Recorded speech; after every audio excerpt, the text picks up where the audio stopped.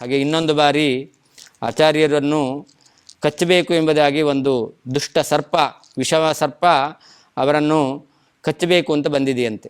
ಆಚಾರ್ಯರು ಅದನ್ನು ಕೂಡ ತಮ್ಮ ಕಾಲಿನಿಂದ ತುಳಿದು ಆ ವಿಷಸರ್ಪವನ್ನು ಸಂಹಾರ ಮಾಡಿರ್ತಕ್ಕಂಥ ಜಾಗವನ್ನು ಕೂಡ ಪಾಜಕದಲ್ಲಿ ನಾವು ಕಾಣುತ್ತೇವೆ.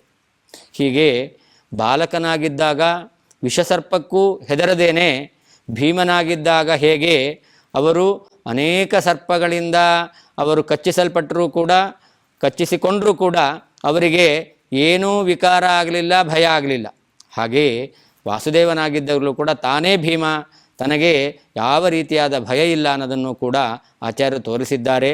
ಅಷ್ಟೇ ಅಲ್ಲ, ಈ ವಿಷ ಸರ್ಪವನ್ನು ಮರ್ದನ ಮಾಡುವ ಮೂಲಕ ಮುಂದೆ ತಾವು ಆನಂದ ತೀರ್ಥರಾಗಿ ಸಜ್ಜನರಿಗೆ ಬೇಕಾಗಿರ್ತಕ್ಕಂತಹ ಆ ಶಾಸ್ತ್ರಗಳ ಮೂಲಕ ತತ್ವಜ್ಞಾನವನ್ನು ನಾನು ಕೊಡ್ತೇನೆ ಅನ್ನೋದನ್ನು ಈ ವಿಷ ಸರ್ಪವನ್ನು ಮರ್ದನ ಮಾಡುವ ಮೂಲಕ ಆಚಾರ್ಯರು ತಿಳಿಸಿದ್ದಾರೆ ಎಂಬುದಾಗಿಯೂ ಕೂಡ ನಾವು ಅರಿತುಕೊಳ್ಳಬಹುದಾಗಿದೆ.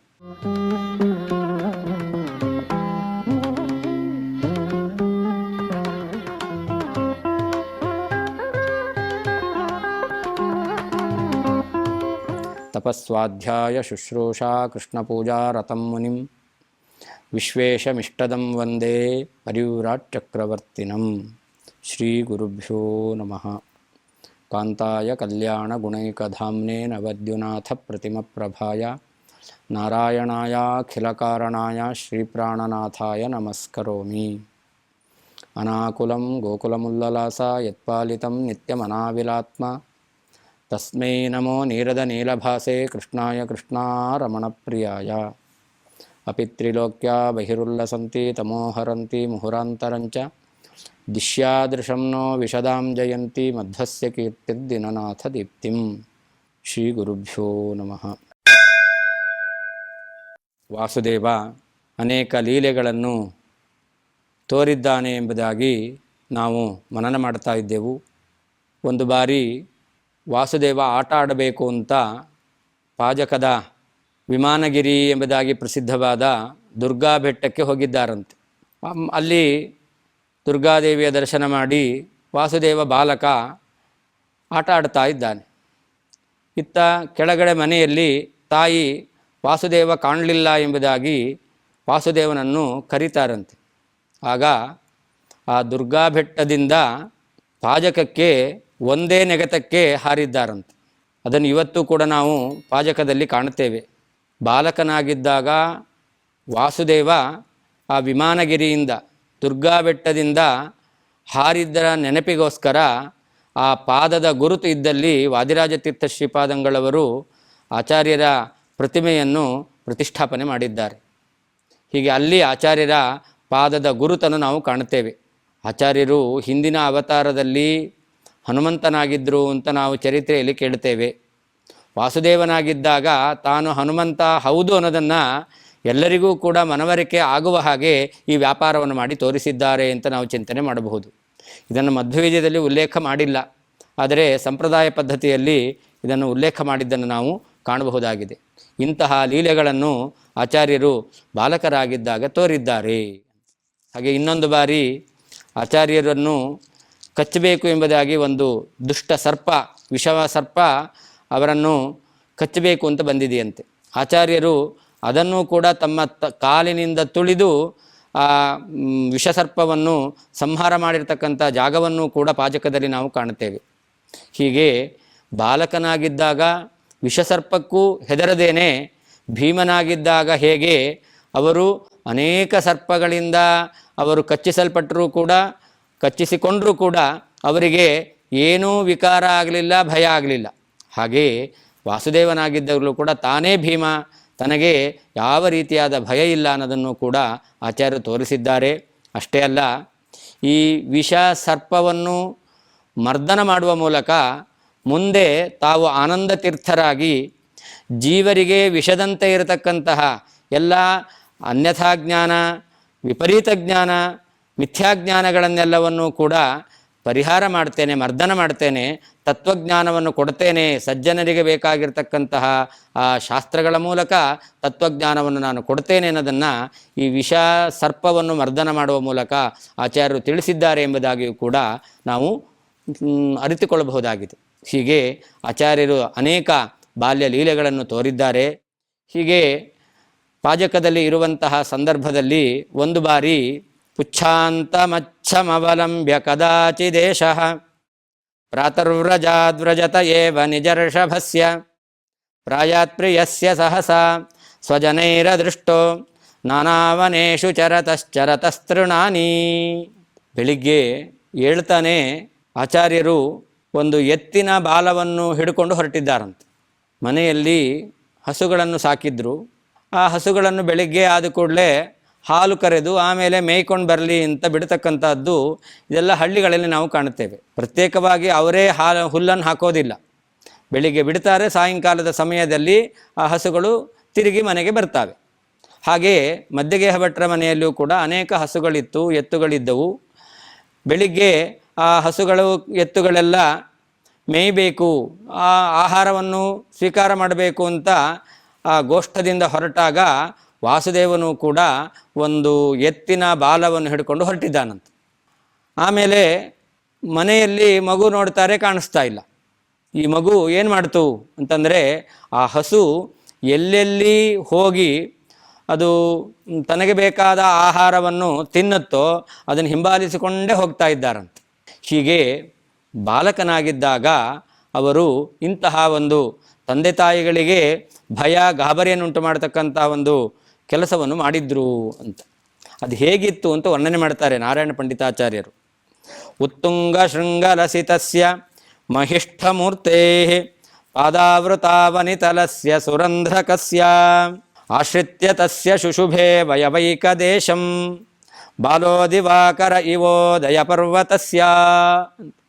ವಾಸುದೇವ ಆ ಎತ್ತಿನ ಬಾಲವನ್ನು ಹಿಡ್ಕೊಂಡು ಹೋಗ್ತಾ ಇದ್ದರೆ ಉದಯಾಚಲ ಪರ್ವತದಲ್ಲಿ ಸೂರ್ಯ ಉದಯಿಸ್ತಾನೋ ಏನೋ ಅಂತ ಕಾಣ್ತಾ ಇತ್ತಂತೆ. ಉದಯಾಚಲ ಪರ್ವತದಲ್ಲಿಯೂ ಕೂಡ ಶೃಂಗಗಳು ಅಂದರೆ ಶಿಖರಗಳಿರ್ತವೆ. ಹಾಗೆ ಈ ಎತ್ತು ಕೂಡ ತುಂಬ ಎತ್ತರವಾಗಿತ್ತು, ಅದಕ್ಕೂ ಎತ್ತರವಾದ ಕೋಡಿತ್ತಂತೆ. ಹೀಗೆ ಎತ್ತು ಶೃಂಗಗಳಿಂದ ಕೋಡಿನಿಂದ ಅದು ಅಲಂಕೃತವಾಗಿತ್ತು. ಹಾಗೆ ಆ ಬೆಟ್ಟ ಉದಯಾಚಲ ಪರ್ವತವೂ ಕೂಡ ಅದು ಎತ್ತರದಲ್ಲಿರ್ತಕ್ಕಂತಹ ಶಿಖರಗಳಿಂದ ಅದು ಕೂಡ ಕೂಡಿತ್ತು. ಹಾಗೆ ಆ ಎತ್ತಿನ ಪಾದ ಎಂಬತಕ್ಕಂಥದ್ದು ಭೂಮಿಯಲ್ಲಿರುತ್ತೆ.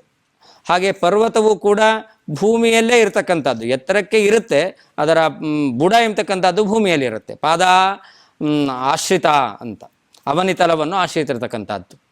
ಹಾಗೆ ಆ ಪರ್ವತಗಳಲ್ಲಿ ಅನೇಕ ವಿಧವಾಗಿರ್ತಕ್ಕಂತಹ ಸಣ್ಣ ಸಣ್ಣ ಗುಹೆಗಳು, ರಂಧ್ರಗಳೆಲ್ಲ ಇರ್ತವೆ.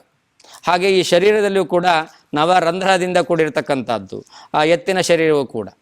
ಹಾಗೆ ಇಂತಹ ಆ ಎತ್ತಿನ ಬಾಲವನ್ನು ಹಿಡ್ಕೊಂಡು ಹೋಗ್ತಾ ಇದ್ದರೆ ಅದು ಎತ್ತರವಾದ ಎತ್ತು, ಅದರ ಹಿಂಭಾಗದಲ್ಲಿ ವಾಸುದೇವ ಇದ್ದಾನೆ. ಆ ವಾಸುದೇವನ ದೈಹಿಕವಾಗಿರ್ತಕ್ಕಂತಹ ಕಾಂತಿ ಅದು ಉದಯಿಸುವ ಸೂರ್ಯನ ಕಾಂತಿ ಅಂತ ಇರತಕ್ಕಂಥದ್ದು. ಅದರಿಂದಾಗಿ ಆ ಬಾಲವನ್ನು ಹಿಡ್ಕೊಂಡು ಹೋಗ್ತಾ ಇದ್ದರೆ ಉದಯಾಚಲ ಪರ್ವತದಲ್ಲಿ ಸೂರ್ಯ ಉದಯಿಸ್ತಾ ಇದ್ದಾನೋ ಏನಂತ ಕಾಣ್ತಾ ಇದೆಯಂತೆ. ಈ ರೀತಿಯಲ್ಲಿ ನಾರಾಯಣ ಪಂಡಿತಾಚಾರ್ಯರು ವರ್ಣನೆ ಮಾಡಿದ್ದಾರೆ. ಹೀಗೆ ವಾಸುದೇವ ಎತ್ತಿನ ಜೊತೆಯಲ್ಲಿ ಹೋದ. ಮನೆಯಲ್ಲಿ ಎಲ್ಲರಿಗೂ ಆತಂಕ, ಗಾಬರಿ, ಹುಡುಕ್ತಾರೆ, ನೋಡ್ತಾರೆ, ಎಲ್ಲಿಯೂ ವಾಸುದೇವ ಕಾಣ್ತಾ ಇಲ್ಲ. ಅದನ್ನು ವರ್ಣನೆ ಮಾಡ್ತಾರೆ. ಲೀಲಾಂಕರೋತಿನು ಗೃಹಾಂತರಗೋನು ಬಾಲಃ. ಮಗು ಎಲ್ಲಿಯಾದರೂ ಬೇರೆಯವರ ಮನೆಗೆ ಹೋಗಿ ಆಟ ಆಡ್ತಾ ಇದೆಯೇನೋ ಅಂತ ತಂದೆ ತಾಯಿಗಳು ಹುಡುಕ್ತಾ ಇದ್ದಾರಂತೆ. ಯಾವಾಗಲೂ ಹಾಗೆ ಮಕ್ಕಳು ತಮ್ಮ ಮನೆಯಲ್ಲಿ ತಿನ್ನೋದು ಉಣ್ಣೋದೆಲ್ಲ ಮಾಡ್ತಾರೆ. ತಿಂದು ಉಂಡಾಯಿತು ಅಂತಂದರೆ ಮತ್ತೆ ಆಟಕ್ಕೆ ಹೋಗೋದು. ಯಾವ ಮನೆಯಲ್ಲಿ ಮಕ್ಕಳಿದ್ದಾರೋ ಆ ಮನೆಯನ್ನು ಹುಡುಕೊಂಡು ಅವ್ರು ಹೋಗ್ತಾರೆ. ಹಾಗೆ ವಾಸುದೇವನು ಕೂಡ ಯಾವುದೋ ಅಕ್ಕಪಕ್ಕದ, ಅಲ್ಲೇನು ಹತ್ತಿರದಲ್ಲಿ ಮನೆ ಇರಲಿಲ್ಲ, ಅಂತೂ ಆ ಗ್ರಾಮದಲ್ಲಿರ್ತಕ್ಕಂತಹ ಹತ್ತಿರದ ಯಾವುದೋ ಮನೆಗೆ ಹೋಗಿರ್ಬೋದು ಅಂತ ಅಲ್ಲೆಲ್ಲ ಹೋಗಿ ಹುಡುಕ್ತಾರಂತೆ. ಯಾರ ಮನೆಯಲ್ಲಿ ಹೋಗಿ ಕೇಳಿದ್ರು ಕೂಡ ವಾಸುದೇವ ಬಂದಿದ್ನ ಒಂದೇ ಉತ್ತರ, ಇಲ್ಲ, ನಾವು ನೋಡಿಲ್ಲ. ಹೀಗೆ ಮನೆಯಲ್ಲಿ ಆಟ ಆಡ್ತಿಲ್ಲ ಅನ್ನೋದು ಅವರಿಗೆ ಖಚಿತ ಆಯಿತು. ಹಾಗಾದ್ರೆ ಇನ್ನೇನಾಗಿರ್ಬೋದು ಅಂತ ಆಲೋಚನೆ ಮಾಡ್ತಾರಂತೆ. ಕೂಪಾಂತರೇನು ಪತಿತಃ ಪ್ರಕೃತಿ ಸ್ವತಂತ್ರ ಅಂತ. ಆ ವಾಸುದೇವ ಮೊದಲಿಂದಲೂ ಕೂಡ ಯಾರ ಹಿಡಿತದಲ್ಲೂ ಇರ್ತಿರ್ಲಿಲ್ಲಂತ. ಯಾಕೆಂದರೆ ಆ ವಾಸುದೇವ ಅಂದರೆ ವಾಯುದೇವ ಯಾರ ಹಿಡಿತದಲ್ಲೂ ಇಲ್ಲ, ಇರೋದು ಒಂದೇ ಒಂದು ಲಕ್ಷ್ಮೀನಾರಾಯಣ ಹಿಡಿತದಲ್ಲಿ ಮಾತ್ರ. ಅಂದರೆ ಪ್ರಕೃತಿ ಸ್ವತಂತ್ರ. ಆ ಬಾಲಕ ತಾನು ಸ್ವತಂತ್ರನಾಗಿದ್ದುಕೊಂಡು ಆಟ ಆಡ್ತಾ ಇದ್ದ. ಆಟ ಆಡ್ತಾ ಎಲ್ಲಿ ಆದರೂ ಬಾವಿಗೆ ಬಿದ್ದಿದ್ದಾನೋ, ಸರೋವರಕ್ಕೆ ಬಿದ್ದಿದ್ದಾನೋ, ಅಲ್ಲಿರ್ತಕ್ಕಂತಹ ಏನು ಧನುಸ್ಸು, ಗದಾ, ಬಾಣ ಮೊದಲಾಗಿರ್ತಕ್ಕ ಪರಶು ತೀರ್ಥಗಳಿದೆ, ಆ ತೀರ್ಥಗಳಲ್ಲಿ ಏನಾದರೂ ಬಿದ್ದುಬಿಟ್ಟಿದ್ದಾನೋ ಏನೋ ಅಂತ ಅಲ್ಲೂ ಎಲ್ಲ ಕಡೆಯಲ್ಲಿ ಹೋಗಿ ಹುಡುಕುತ್ತಾ ಇದ್ದಾರಂತೆ. ಎಲ್ಲಿ ಹೋದರೂ ಕೂಡ ಆ ವಾಸುದೇವ ಕಣ್ಣಿಗೆ ಬೀಳಲಿಲ್ಲ. ಹೀಗೆ ಮಧ್ಯಗೇಹ ಭಟ್ಟ ದಂಪತಿಗಳು ತಾವು ಪರಮಾತ್ಮನ ಪರಮಾನುಗ್ರಹದಿಂದ ಪಡೆದಂತಹ ಮಗ ಕಣ್ಣಿಗೆ ಕಾಣಲಿಲ್ಲ ಅಂತ ಅವರು ಇತ್ತಂ ವಿಚಿಂತ್ಯ ಸಮುಹು ಸ್ವಜನೋ ವಿಮೃಗ್ಯ ಹಂತಾನವೇಕ್ಷ ತನಯಂ ಹೃದಿತಾಪಮಾಪ. ಹುಡುಕಿದ್ರು ಪಾಜಕ ಕ್ಷೇತ್ರ ಇಡೀ ಹುಡುಕಿದ್ದಾರೆ. ವಿಮಾನಗಿರಿ ದುರ್ಗಾ ಬೆಟ್ಟಕ್ಕೆ ಹೋಗಿ ನೋಡಿದ್ದಾರೆ. ಎಲ್ಲಿ ನೋಡಿದರೂ ಕೂಡ ವಾಸುದೇವ ಸಿಗಲಿಲ್ಲ. ಹೀಗೆ ಯಾವಾಗ ವಾಸುದೇವ ಕಾಣದಂತೆ ಆದನೋ ಹೃದಯ ತಾಪಮಾಪ. ತಂದೆ ತಾಯಿಗಳಿಗೆ ಮಗು ಕಾಣಲಿಲ್ಲ ಅಂತಂದರೆ ಹಡೆದವ್ರಿಗೆ ತಾನೇ ಗೊತ್ತಾಗುತ್ತೆ ಎಷ್ಟು ದುಃಖ ಅಂತ. ಉಳಿದವ್ರು ಸಮಾಧಾನ ಮಾಡ್ಕೊಳ್ಳಿ ಅಂತ ಹೇಳ್ತಾರೆ. ಆದರೆ ಆ ಹೆತ್ತ ತಂದೆ ತಾಯಿಗಳಿಗೆ ಆಗತಕ್ಕಂಥ ದುಃಖ ಅದು ಅವರಿಗೆ ಮಾತ್ರ ಗೊತ್ತಾಗುತ್ತೆ. ಹಾಗೆ ಆ ಮಧ್ಯಗೇಹ ದಂಪತಿಗಳು ತುಂಬ ದುಃಖವನ್ನು ಅನುಭವಿಸ್ತಾ ಇದ್ದಾರಂತೆ. ಅದು ಸಾಧಾರಣ ಮಗು ಅಲ್ಲ, ಅದು 12 ವರ್ಷಗಳ ಕಾಲ ಭಗವಂತನ ವಿಶೇಷವಾದ ತಪಸ್ಸನ್ನು ಮಾಡಿ ಸೇವೆಯನ್ನು ಮಾಡಿ ಪಡೆದಂತಹ ಮಗು. ನಮ್ಮ ಕುಲೋದ್ಧಾರಕ ಅಂತ ನಾವು ಅಂದುಕೊಂಡಿದ್ದೆವು, ಆದರೆ ಈ ಸಣ್ಣ ವಯಸ್ಸಿನಲ್ಲೇನೆ ಆ ಮಗುವನ್ನು ಕಳ್ಕೊಂಡಿದ್ದೇವಲ್ಲ ಎಂಬುದಾಗಿ ಆ ಮಗುವನ್ನು ಕಾಣದೇನೆ ತುಂಬ ದುಃಖಿತರಾಗಿದ್ದಾರಂತೆ. ಮುಂದೇನಾಯಿತು? ಬಾಲಸ್ಯ ಬಾಲ ಪರಿಲಂಬನ ಗೋಚರಂತತ್ ವಿಶ್ವಸ್ಯ ತಾಪಿ ವಚನಂ ವನಗೋಚರೋಕ್ತಂ ಯತ್ಸಾಯಮೈಕ್ಷತ ಜನ ಶಿಶುಮಾವ್ರಜಂತಂ ಏಕಾಬ್ದಕಂ ಕೃತವ ವೃಷಭಬಾಲ ಕೃತಾವಲಂಬಂ. ಆ ಮಗು ಎಲ್ಲಿ ಹೋಯಿತು ಅಂತ ಹುಡುಕುವಂಥ ಸಂದರ್ಭದಲ್ಲಿ ದಾರಿಯಲ್ಲಿ ಓಡಾಡೋರ್ನೆಲ್ಲ ಕೇಳ್ತಾ ಇದ್ರಂತೆ. ಅವಾಗ ಯಾವನೋ ಒಬ್ಬ ವ್ಯಕ್ತಿ ಹೇಳಿದ್ನಂತೆ, ಬೆಳಿಗ್ಗೆ ಬೇಗ ಯಾವುದೋ ಒಂದು ಮಗು ಎತ್ತಿನ ಬಾಲ ಹಿಡ್ಕೊಂಡು ಹೋಗ್ತಿತ್ತು ಅಂತ. ಆದರೆ ಈ ಮಾತನ್ನು ಯಾರೂ ನಂಬಿರಲಿಲ್ಲಂತೆ. ಬೆಳಿಗ್ಗೆ ಯಾವ ಮಗು ಯಾವ ಎತ್ತಿನ ಬಾಲ ಹಿಡ್ಕೊಂಡು ಹೋಗುತ್ತೆ? ಮಕ್ಕಳು ಅಂದರೆ ಎತ್ತು ಹಸು ಅಂತಂದರೆ ಸಾಕು, ಅವು ದೂರ ಓಡ್ತವೆ. ಅದು ಎತ್ತು ಹಸು ಅಂತಲೂ ಆಗಬೇಕಾಗಿಲ್ಲ, ಸಣ್ಣ ಸಣ್ಣ ಕ್ರಿಮಿಕೀಟ ನೋಡಿದ್ರೇ ಭಯ ಆಗ್ತಾ ಇರೋದು, ಅಳ್ತಾ ಇರ್ತವೆ. ಹಾಗಿರಬೇಕಾದ್ರೆ ಇವನೇನೋ ಸುಮ್ಮನೆ ಹೇಳ್ತಾನೆ ಅಂತ ಆ ದಾರಿ ಹೋಕನ ಮಾತನ್ನು ಅವರು ನಂಬಿರಲಿಲ್ಲಂತೆ. ಆದರೆ ವಾಸುದೇವ ಸಾಯಂಕಾಲ ಆಗುವಂತಹ ಸಂದರ್ಭದಲ್ಲಿ ಆಹಾರವನ್ನು ಸ್ವೀಕಾರ ಮಾಡಿದ ಹಸುಗಳು ತಿರುಗಿ ಮನೆಗೆ ಬರ್ತವೆ. ಬರುವಂಥ ಸಂದರ್ಭದಲ್ಲಿ ಆ ಎತ್ತಿನ ಬಾಲವನ್ನು ಹಿಡ್ಕೊಂಡು ಹಾಗೆಯೇ ಬರ್ತಾ ಇದ್ದಾನಂತೆ. ಆ ವಾಸುದೇವನಿಗೆ ಎಷ್ಟು ವಯಸ್ಸಾಗ ಅದನ್ನು ಹೇಳ್ತಾರೆ, ಏಕಾಬ್ದಕಂ ಅಂತ. 1 ವರ್ಷದ ಬಾಲ ಅಂತ. 1 ವರ್ಷದ ಬಾಲಕ. 1 ವರ್ಷದ ಬಾಲಕ ಅಷ್ಟು ದೂರ ನಡ್ಕೊಂಡು ಹೋಗಿದ್ದಾನೆ. ಸಾಯಂಕಾಲ ತನಕ ಏನೂ ತಿನ್ನದೆ ಉಪವಾಸ ಇದ್ದಾನೆ. ಸಾಯಂಕಾಲ ಬರಬೇಕಾದ್ರೆ ಪುನಃ ಬೆಳಿಗ್ಗೆ ಹೋದಾಗೆ ಆ ಎತ್ತಿನ ಬಾಲವನ್ನೇ ಹಿಡ್ಕೊಂಡು ಬಂದಿದ್ದಾನಂತೆ. ಆ ಮಗು ಬಂತು ಅಂತ ಸಂತೋಷ. ಆಮೇಲೆ ಆ ದಾರಿ ಹೋಕ ಹೇಳಿದಂಥ ಮಾತು ಸತ್ಯ ಅಂತ ಆಮೇಲೆ ಅಂದ್ಕೊಂಡ್ರಂತೆ.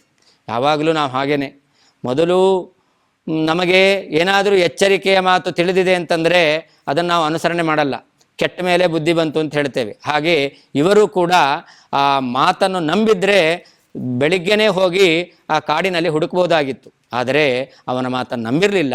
ಸಾಯಂಕಾಲ ವಾಸುದೇವ ಹಿಂತಿರುಗಿ ಬಂದಿದ್ದಾನೆ. ಆ ಮಧ್ಯಗೇಹ ಭಟ್ಟ ದಂಪತಿಗಳಿಗೆ ತುಂಬ ಸಂತೋಷವಾಯಿತು.